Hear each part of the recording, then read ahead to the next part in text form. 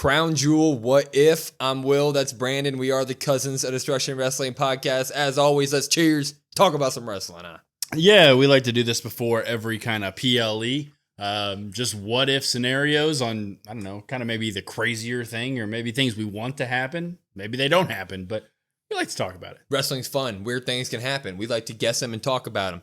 Anyway, let's get right into it. Let's do the easy one first. Okay. It's we've had it in every freaking what if since Money in the Bank happened because SmackDown has been doing an absolutely phenomenal job of teasing that Tiffany Stratton cash in.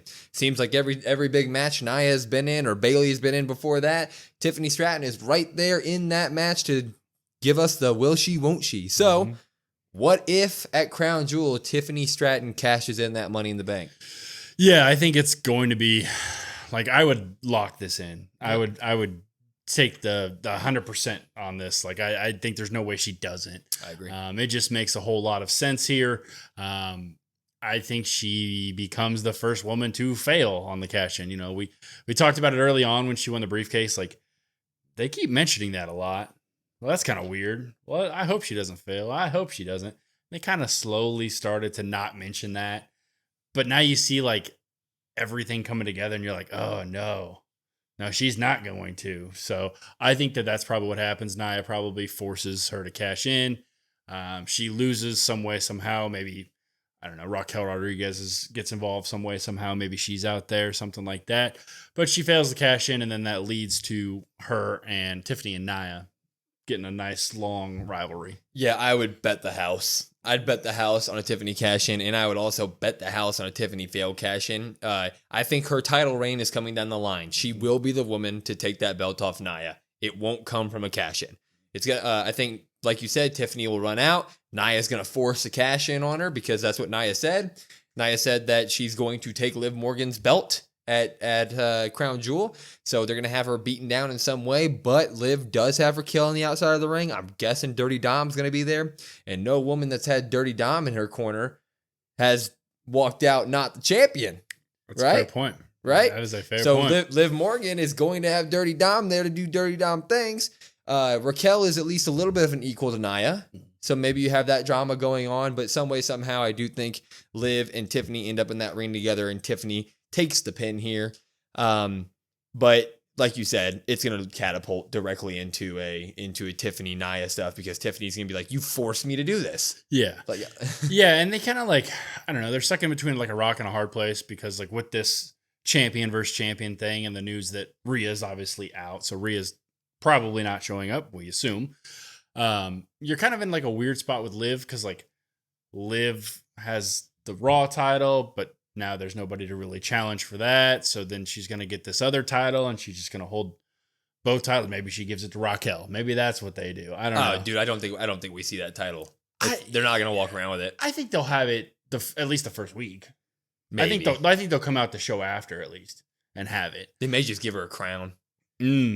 Yeah. Well, they've been doing such a good job about locking those belts up in cases, walking them around. So true. I think some way, somehow they walk out maybe the first show with it or whatever, and they talk about it. But storyline wise, you could say like she's technically holding two belts hostage, and that just really doesn't sit well with me right now. You know what I mean? No, I'm fine with it. I'm completely fine with it.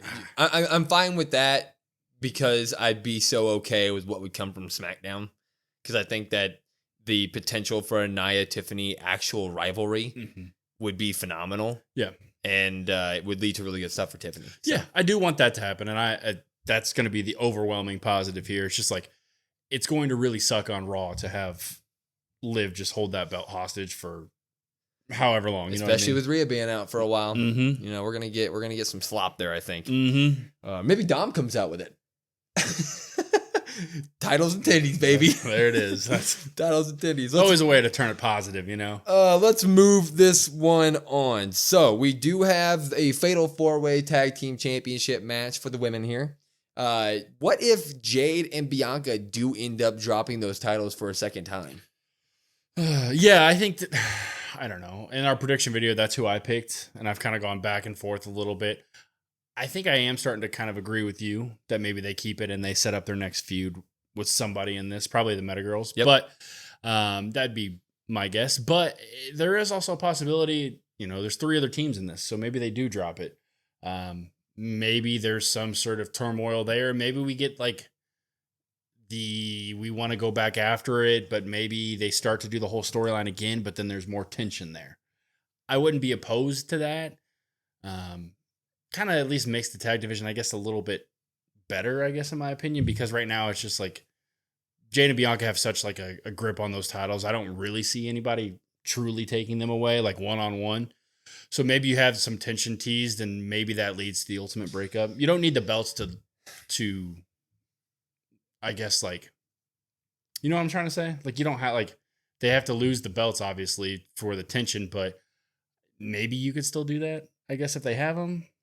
I think that you should have the belts for the tension. I think the reason that they should lose the belts down the line should be the tension. I think that should just happen. Or you just do it here. Like we say, what if they lost? I think that it would just, if they lost, it has to go to the Meta Girls. Yeah. That would be my thing. Like, I love Damage Control. They're freaking awesome. And obviously, we're Chelsea Green fans. Yeah. Love her. But the Meta Girls have been booked very recently, what we've been saying in terms of it feels like they're kind of being booked to be the equals, right? That's what they look like right now. Yep. And if you're going to drop it directly to this new team who's coming onto the main roster for the first time. And then you can give them a nice little month-long rivalry where Jade and Bianca do end up getting the titles back. But I think the tension just has to happen when they have the titles. So I feel like dropping them right here and then making tension out of that doesn't sit well with me. I want to see the tension happen, them lose the titles, and then them losing the titles is what you want that to be the ultimate. It's what causes the surge at each other, right? Yeah. See, for me, like that's typically, I guess, kind of what they do, obviously. But for me, it's like I don't necessarily what I was trying to say before I clearly lost my train of thought. I guess to me, like, that's not as crucial. You know what I mean? Like, they could lose them here and tease the tension, and that'd be fine. I agree. I do end up agreeing, though. We'll move it on, though. LA Knight has a triple threat match. Mm-hmm. But that 7-game series, or match series between Carmelo Hayes and Andrade has been absolutely carrying the mid-card of SmackDown over the past couple months. What if LA Knight wins this clean, rendering that 7-game series pretty much meaningless? Yeah. He was my pick in the prediction. Yep. So I am a little bit hesitant on that. I do think you do have one person being the odd man out. I don't know which one of Carmelo or Andrade it would be. I'm assuming it makes sense to have LA drop the title and then go into feud with that to try to get it back. But I could also see them just saying, like, you know what, LA, you've done such a good job. People love you. Keep the belt. Hit it and quit it club. Get it out of here.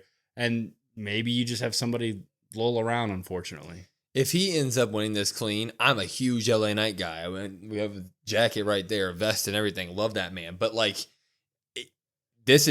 you got to reward. You got to reward the type of content that they've been putting on your show for the past 2 months. Mm-hmm. I mean, those matches, it felt like they were just throwing it at us because they had nothing else to do. And then you look at the card and you were like, this match again? And then 10 minutes later, mid-match, you're like, oh my God, do this 300 times. Like, you got to reward somebody at that point. Yeah. You have to. Throw something on them.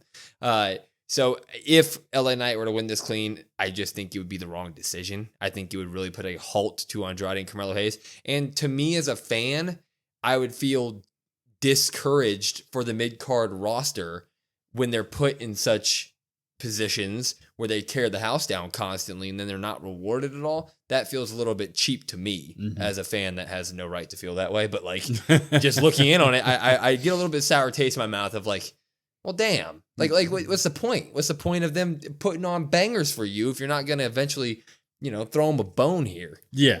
Yeah, I 100% understand what you're saying. I also just think that, like, there might be an odd person out of this, if LA does retain, and they have so much other stuff to get to. They have more Bloodline stuff. They have all the tag stuff. They have the women's tag stuff. Like, there's so much more that it's like, maybe that's just kind of how they do it in terms of like a crunch for time. Like, oh, we'll just take LA versus whoever. You know what I mean?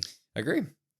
We do have a couple big old matches here, including a big old monster. Bronson Reed, Seth Rollins. They're due to tear the house down with what they did on Monday. If they can replicate that at all in a ring on Saturday, it's going to be real nice. Anyway, though, Seth is coming in this match hurt. the idea I've seen floating around on the Twitter or the X, whatever you freaking call it, and TikTok and all these apps, is that some people are thinking that injury may lead to a Bronson Reed squash match. What if Bronson Reed comes out and squashes Seth Rollins? I'd like it. Really? I mean, that's obviously, I picked Rollins in our predictions, I guess, but he was my winner for this match. I think if you do it, like if you give Bronson Reed the win, which you should, that's how they should do it. Right? I just think that it just makes the most sense. He's been kind of like that monster that's been kind of untouchable, just destroying everybody. Why not just do it again? But what about that promo that Seth cut? Awaken the monster in him. You gotta prove that Seth Rollins actually does have some monster in him, and he's got that fight. And even though he's hurt, he can stand up to the monster. Yeah, I think that, I don't know, there's a time and a place for it, and I think that like maybe that's just not where we get it. I tell you that if I see Seth Rollins come into the match and he is hobbled and he is hurt, and Bronson Reed throws everything at him, he throws the kitchen sink at him, and then at the end of the day, Seth Rollins gets the win, even though like my prediction would be right. Yeah, cool, awesome. That would destroy that for me. Yeah, I agree. If with this question, what if Bronson Reed squashes him? I'd be happy. I'd be intrigued. It'd push Bronson Reed even further. I think people would love it in the general crowd. Now, when you broke it down past its base level of Bronson Reed squash match, you'd be like, okay, well, when is Seth Rollins going to stop just putting people over? Like, you got to give that man some love again at some point. But this is one of those feuds that we know Seth Rollins is probably going to come out at the end of the tunnel.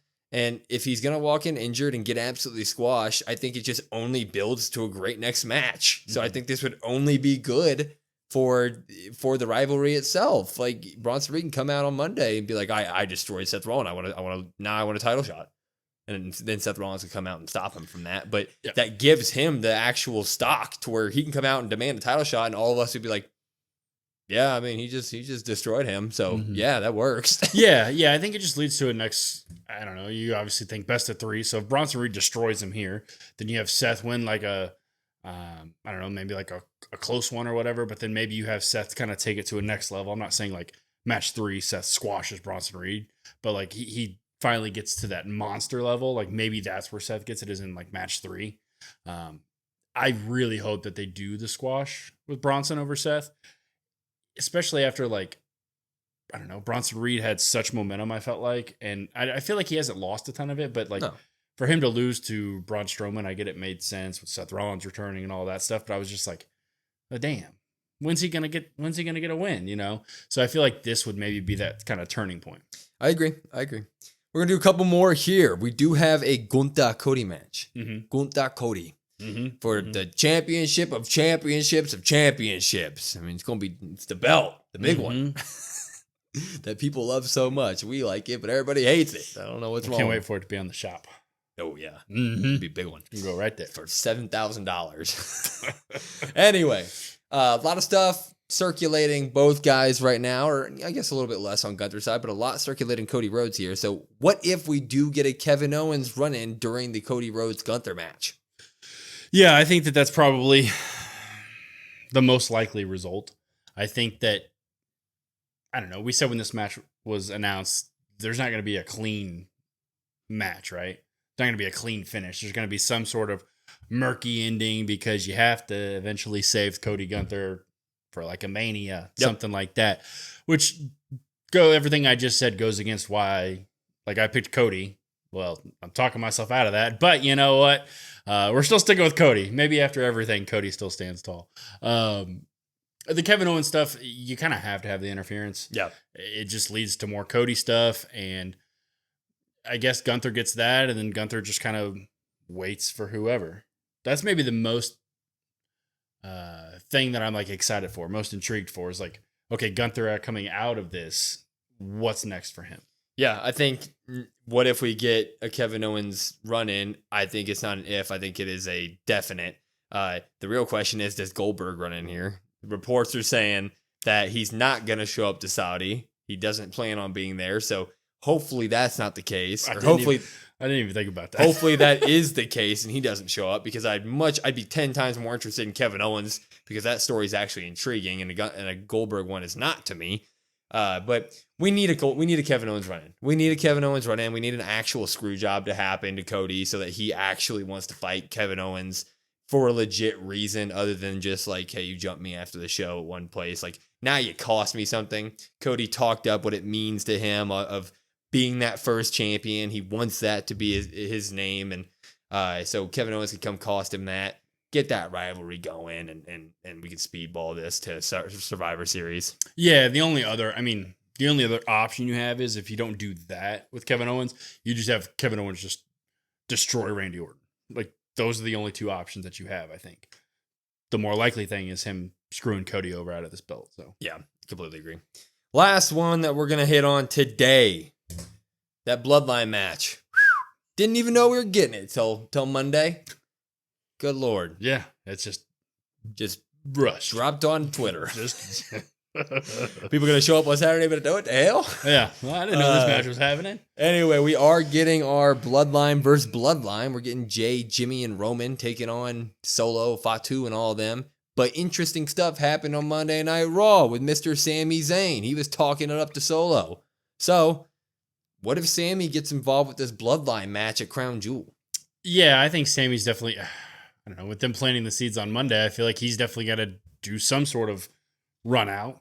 Now, does he get physical with somebody? I don't think so. Maybe he tries to plead with Jay, or maybe he tries to plead with somebody. Probably Jay, I guess. And then maybe Fatu just destroys Sami, something like that. That way, like, Sami comes out to show his support or whatever. He talks to Solo, obviously, on Monday after Raw, but then Solo can kind of turn his back on him. And then you can have the sides be 4v4 after that. Does he get physical? I don't think so. I think he does make a run-in of some sort, some way, shape, or form. Maybe probably before and during, right? He'll probably try to talk to Jay beforehand. But I think that whatever happens at Crown Jewel is going to lay the seeds for Sami Zayn becoming Solo Sikoa's wise man.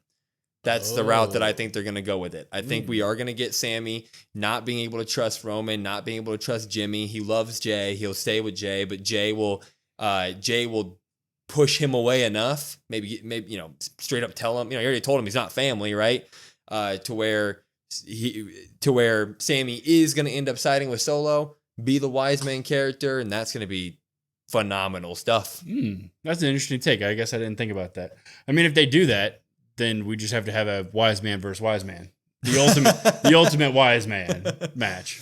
I'd be so down. Yeah, just sign me up. As long as we get that out of it, I'm okay. Okay. So Paul Heyman's going to be at War Games watching. he's gonna take out Sami Zayn. That'd be awesome. It's not going to happen, but you know what? Paul Heyman shows up in a singlet, takes on Paul Heyman removing the straps. Oh, it'd be great. God. Does he announce himself to the ring if he does that? Yeah. Yeah, as you walk into the ring. The advocate! Or is he? No, he's the wise man. He's not the advocate. Well, he can go through all of them. He can go through all of them? Yeah, kind of like how I used to do with Brock. Inventor of ECW! Yeah, exactly. That'd be sick. I'd be down. Anyway, these were a bunch of what-if scenarios for Crown Jewel. Should be a fun show. Should be entertaining. Hopefully we get some of this happening, or at least some drama that makes it, fun and unpredictable. Yeah, this at least has the seeds or like the ideas to be pretty good. Yeah. A lot of unpredictable stuff. Like, you have your thoughts, I got mine. I'm sure theirs differ too. Like, there's a whole bunch of things that could happen. So hopefully, when we do our review and it comes out, hopefully we're not just like, well, it was another Crown Jewel show. I hope that's not the case. Goldberg came out and he pinned the Fiend again. I don't know how. Anyway, follow us on all of our socials at COD WrestlePod, COD WrestlePod. Listen to us wherever you get your podcasts at YouTube, Spotify, Apple, etc. If you want to come talk to us, we do have a Discord, and we will be talking during Crown Jewel. It will be in the link tree in our bio. It's got all of our socials. Go ahead and follow all of them. We would greatly appreciate it. Until next time, though, I'm Will. That's Brandon. We are the Cousins of Destruction Wrestling Podcast, and we will see you next time.